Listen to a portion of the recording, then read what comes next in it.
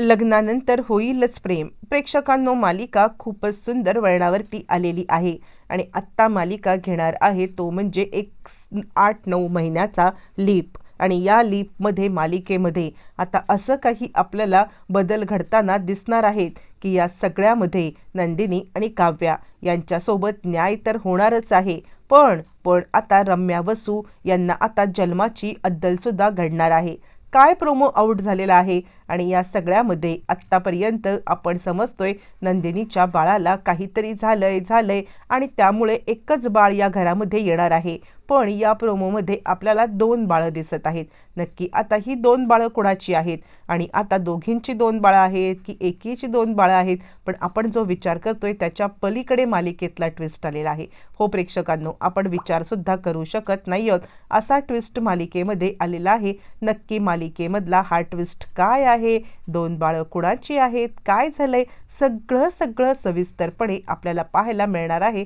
छोटासा व्हिडिओ आहे, अजिबात चुकवू. इकडे आपण पाहतोय की जीवा आता काव्याला सांगण्याचा प्रयत्न करतोय, पण नंदिनी मात्र आता काहीही झालं तरी काव्याला कोणतीही गोष्ट बोलू देत नाहीये, कारण तिला काव्याची एकतर परीक्षा आणि त्याच्यातच तिला आता या सगळ्यामध्ये काव्याची बाळाची सुद्धा चिंता वाटते. काव्याला जर का समजलं किंवा काव्याला या सगळ्यामध्ये धक्का बसला तर तिच्या बाळाचं काही झालं तर मात्र मी स्वतःला कधीच माफ करू शकणार नाही, हेच तिला सगळं वाटत असल्या कारणाने ती आता म्हणजे जीवाला थांबवत असते. पण ज्या वेळेला मात्र हे सगळं होत असतं तर आता काव्याला काहीतरी संशय आलेला आहे आणि काव्य आता विचार करते काय चाललंय, म्हणजे आता प्रत्येक वेळेला इकडे मला जीवेश काहीतरी सांगण्याचा प्रयत्न करतोय आणि ताई त्याला अडवत आहे. आणि इकडे आता डॉक्टरांचा कॉल आलेला आहे आणि डॉक्टर आता सांगत आहेत ते म्हणजे नंदिनीला की तुम्ही चेकअपसाठी आलेला नाही आहात.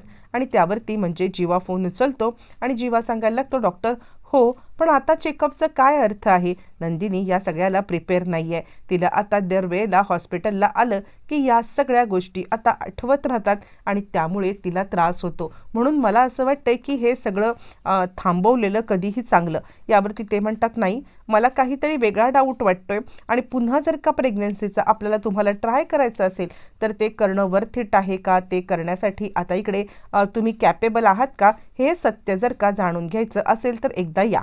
मग आता इकडे नंदिनी आलेली आहे डॉक्टरांकडे आल्यावरती मग पुन्हा एकदा नंदिनीचं चेकअप व्हायला लागतं. नंदिनीचं चेकअप होत असताना मग आता इकडे डॉक्टर तिला सांगतात की मॅडम, आम्ही चेकअप तर तुमचं केलेलं आहे, पण खरं सांगायचं तर आता काहीतरी कॉम्प्लिकेशन्स आहेत. आणि यावरती नंदिनी सांगायला लागते, बरोबर आहे तुम्ही म्हणताय ते कॉम्प्लिकेशन्स तर आहेतच, म्हणजे डॉक्टर माझं बाळ आहे ना हे ऑलरेडी मिसकॅरेज झालेलं आहे आणि त्यासाठी डॉक्टरांनी मला सोनोग्राफी करायला सांगितली. त्यावरती डॉक्टर दीक्षितांनी ही सोनोग्राफी करायला सांगितले असं ज्या वेळेला नंदिनी सांगायला लागते त्यावेळेला त्या आता डॉक्टर थोड्या आश्चर्यचकित होतात. आणि काय बोलताय तुम्ही डॉक्टर, म्हणजे स्वतः दीक्षित डॉक्टरांनी हे सांगितलं? यावरती ती म्हणते हो. नंदिनी सांगते हो. त्यावरती त्या सांगायला तर ठीक आहे, मी दीक्षित डॉक्टरांशी एकदा बोलून घेते, मला या सगळ्यामध्ये काहीतरी वेगळाच डाऊट येतोय असं म्हटलं. दीक्षित डॉक्टरांना बोलवलं जातं. दीक्षित डॉक्टरांना बोलवल्यावरती मग आता लगेचच ती दुसरी डॉक्टर सांगायला लागते की मॅडम, अहो ह्या काय बोलतायत? म्हणजे आता या सांगत आहेत की यांचं आता मिसकॅरेज झालेलं आहे.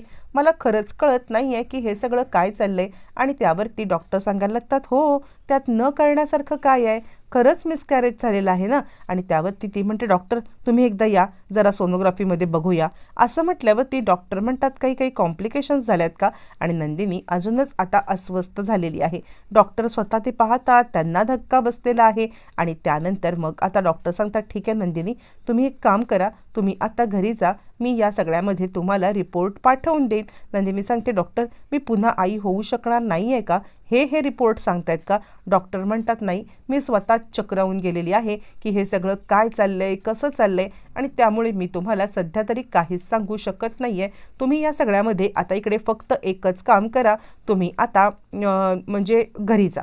डॉक्टर स्वतः चक्रावले. नंदिनी घरी आले. इकडे एक गोष्ट अशी घडलेली आहे ती म्हणजे आता इकडे रवानगी झालेली आहे विजयची जेलमध्ये. सीरियलमध्ये. कारण आता स्वतः आता विक्रमला वाटलेलं आहे की काहीतरी हा माणूस आपल्याकडे म्हणजे बदला घेण्यासाठीच आलाय आणि म्हणून विक्रमने ज्या वेळेला सगळी चौकशी केले त्या चौकशीच्या अंती कळलेलं आहे की ह्याची खरी ओळख लपवून हा इकडे आलेला आहे आणि हा मुळात वसू आणि रम्या यांना सुद्धा फसवत आहे. ज्या वेळेला हे सगळं समजलंय त्यावेळेला सगळ्यांना बोलवत मात्र आता विक्रमने सगळं सत्य आता सगळ्यांच्या समोर आणण्याचा विचार केलाय आणि त्यानंतर विक्रम आता सांगायला लागतो, अगं म्हणजे तो आता त्याच वेळेला वसू विचार करायला लागते, काय म्हणजे ह्यांनी मला आता फसवलंय, माझ्या आता मुलीला सुद्धा फसवलंय. असं म्हटल्यावरती तो सांगतो, अगं आहेस कुठे, हिने जो काही प्रकार केलेला आहे ना हा प्रकार समजण्याच्या पलीकडचा आहे. म्हणजे आता हा इकडे आपला बदला घ्यायला आलाय आणि त्याच्याच धाशामध्ये तुम्ही आता अडकलेले आहात आणि या सगळ्यामध्ये तुम्ही आता अडकून पूर्णपणे आता त्याला सपोर्ट करताय. ह्याला आत्ताच्या आत्ता आपल्या घरातून बाहेर काढा. इकडे आता वसूच हा प्रकार समोर आल्यावरती घाबरले. म्हणजे ज्याच्यावरती आपण आता विश्वास ठेवला तोच इकडे भेदी निघाला आणि आपल्या लेकीला सुद्धा याने फसवलंय. नाही काहीही झालं तरी मला या सगळ्यामध्ये आता मात्र म्हणजे ती हादरून गेले. प्रत्येक वेळेला माझ्याच मुलीसोबत कसं काय वाईट सगळं होऊ शकतं.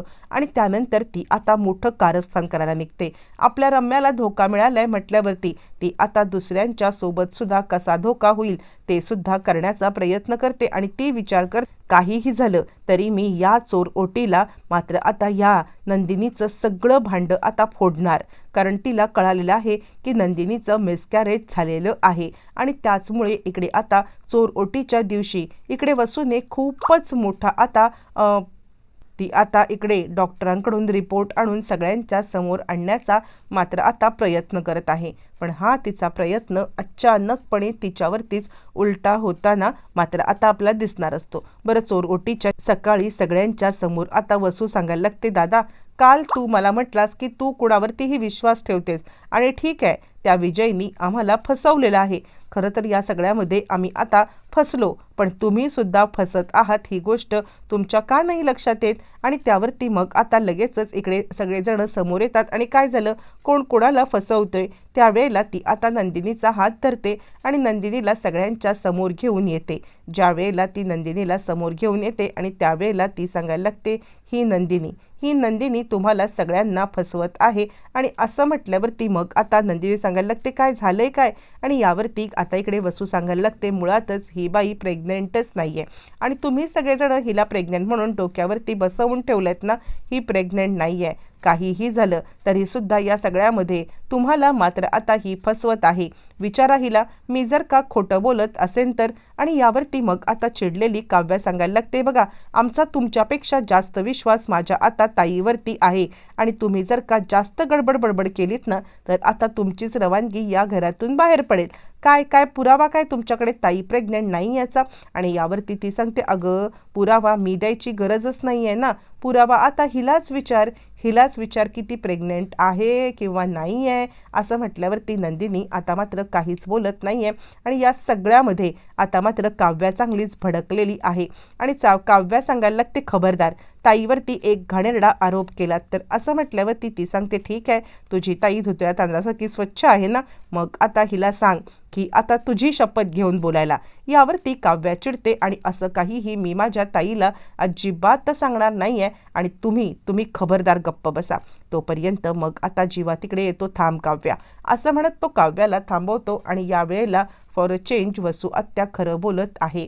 वसू आत्या खरं बोलतीये आणि खरंच नंदिनी प्रेग्नेंट नाही आहे. आणि त्यावरती आता इकडे धक्का बसलेला आहे तो म्हणजे काव्याला. काय बोलतोयस तू जीवा, असं म्हटल्यावरती मग आता इकडे पार्थला पण धक्का बसलाय. नंदिनी आता विचार करते, जीवा शांत बसा. आणि त्यावरती काव्या सांगते, ताई काय चाललंय हे सगळं. आणि त्यावरती मग आता सगळा घडलेला प्रकार इकडे ज्या वेळेला काव्याच्या समोर आलाय त्यावेळेला तिला आता खूपच मोठा धक्का बसलाय आणि तिला कळतच नाही आहे की या सगळ्यामध्ये आपण कसं रिॲक्ट करायचं आहे ते.